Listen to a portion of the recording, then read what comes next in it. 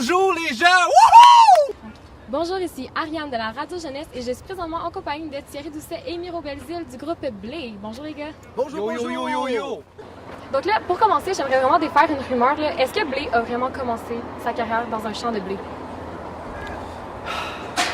Ben, en quelque sorte, oui, je dirais, en quelque sorte. C'est vrai, là. Ben, il y a du monde qui dit que c'est pas un champ de blé, que c'est un champ de quelque chose d'autre. Ouais, un champ Mais, un champ ça, c'est les rumeurs, mais je pense que ça s'est fait dans un champ de blé, là. Je pense qu'on sait tous ça. Ouais, Si c'est pas un champ de blé, ce serait un champ de quoi? champ d'herbe. Champ d'herbe. Un champ de marijuana, je sais pas. Peut-être. Ça expliquerait vos chansons puis comment s'écrire. Peut-être. Peut-être. Ça reste un mystère. Puis pourquoi le nom Blé? Est-ce que c'est comme le premier nom qui vous a comme popé dans la tête quand vous avez décidé de créer le groupe? Non, c'est quoi notre ancien nom de groupe, là? C'était Insane. Insane! Oh my god, c'est Ça a dégueulasse! été de la merde. On avait ça, mon Dieu. mais finalement, ça a été blé. Parce que c'était plus court, puis ça se retient. Ouais, c'est vrai. Ok. Puis comment avez-vous eu l'idée de vous joindre ensemble puis partir ce groupe-là? Ben, tu sais, moi pis Miro, ça a toujours été un coup de foot. Fait que autant aller au niveau musical aussi. Hein? Autant s'accoupler musicalement. C'est tellement beau ce que tu me dis, là. Ben, c'est Wow! plaisir, mon gars. Ben c'est ça, en fait, Blé, c'est vraiment, c'est comme si c'était un peu notre enfant. Votre enfant, donc vous l'avez accouché. Ouais, Ensemble. Ouais, on l'a accouché avec- ensemble. Il a fait les jambes, moi il a fait comme du bassin au pied, puis moi j'ai fait du nombril à la tête. C'est une fusion. Ouais. Wow. Puis bon, vous êtes en même temps d'être youtubeur, musicien, chanteur, tout ça. Vous êtes aussi écrivain, on peut dire. Vous avez collaboré avec Patrice Cazot pour Oui. écrire le livre Sur la route et. Yo, Patrice, man. Gang Graine B. C'est un Gang. Graine B1. Nice. Puis donc, dans vos livres, c'est écrit à l'endos que c'est totalement un livre de fiction. Mais est-ce qu'il y a quand même inspiré d'une part de réalité? Pas vraiment dans le premier livre. Le premier livre, c'est vraiment de la fiction. Le deuxième livre, on a eu justement le temps, avec les premiers shows, l'enregistrement d'albums, on a eu le temps de donner des petites anecdotes à Patrice pour que lui puisse intégrer ça dans le livre. Fait que le deuxième se réfère peut-être un peu plus à notre vie personnelle, mais sinon, ça reste vraiment au moins à 60% de la fiction. Là, ça, c'est certain. Puis le personnage de Félin, est-ce qu'il est inspiré de quelqu'un? Ouais, c'est Skies. Oui, Jonathan Skies, c'est exactement lui. Lui qui vous avait accompagné pour la tournée Sur la route? Ouais! Ça, c'était une folle tournée. Hein. Plein de Est-ce que vous avez des anecdotes de cette tournée-là? Moi, je pourrais dire qu'il y a une fois où on était sortis dans un bar, puis on est sorti du bar avec Lisandre, puis il y a une fille, on a juste entendu « Lisandre! » Là, on s'est retourné, il y a une fille qui a sauté dessus, puis elle est allée s'assommer la tête sur un poteau électrique. Puis là, on est revenu à l'hôtel, on lui a mis de la glace, puis elle avait une grosse bosse sur la tête, gros comme une balle de ping-pong. Puis elle était étourdie, on avait peur pour sa vie. Là. Ouais, depuis ce temps-là, il y a des grosses poursuites. Est-ce que ça en est sorti vivante?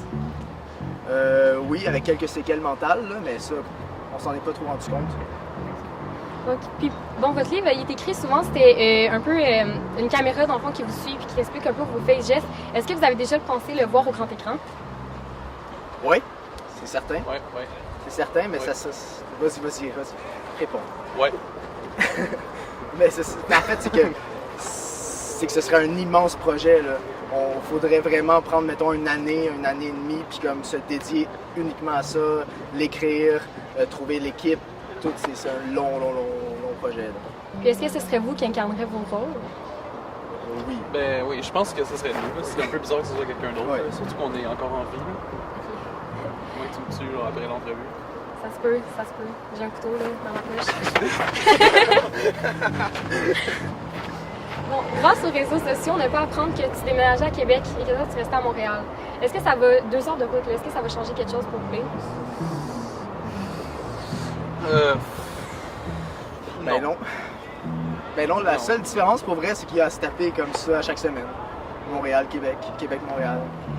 Ça me dérange pas. Mais c'est pas grave, il écoute de la musique dans la voiture. Toi, tu plais. Nice. Certainement. Bon, vous avez annoncé la sortie de votre deuxième album pour l'automne. À quoi est-ce qu'on peut s'attendre de celui-ci? T'es pas prête. Pour vrai, je te jure, je pense pas que t'es prête. C'est vraiment un album plus énergique, plus violent, peut-être moins humoristique. Ça reste dans l'absurde, mais c'est pas pour faire rire. Là. On commence vraiment comme à trouver notre identité artistique, puis je pense qu'on commence vraiment à atteindre une espèce de vision musicale. Là. Donc justement, vous avez sorti votre premier single, le Tête lourde. Où est-ce que vous avez pris votre inspiration pour écrire cette chanson-là? C'est d'où qu'on avait... C'est parti d'où ça? La tête lourde, hein? Je pense que c'est parce que j'avais la kit, puis je jouais un liste d'accords, puis j'avais juste... Fait que là, le ou, je me suis dit comment ça pourrait finir. Là, j'ai trouvé lourd. Puis là, j'ai développé là-dessus, je pense. Il n'y avait pas un événement en particulier. C'est sûr que ça parle d'un break-up, mais c'était pas inspiré d'un réel break-up.